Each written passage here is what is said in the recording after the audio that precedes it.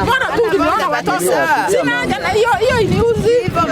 Watoto wamekuwa simamira ni ndo bya nduguru biria. Ai go ana ale ya toro.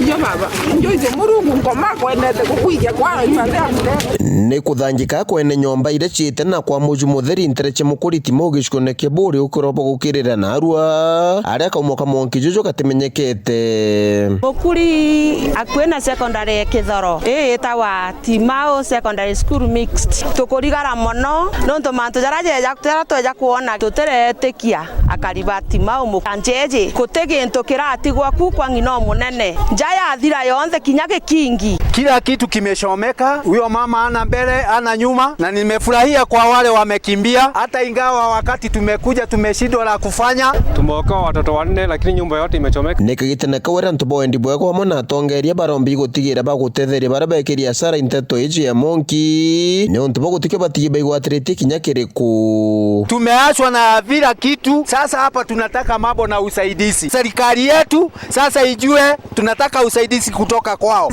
Watu kama watu wa kijiji tujue ni nini tutafanya. Kwa hivyo na mimi nataka kibiria MP wetu, MCA tuko naye, tuko na mtu anaitwa governor na tuna mtu anaitwa senator, tuna women rep. Wakibie upande huu wetu wa Timao, wakuje wajue tutashikana namna gani tusaidie huu mama.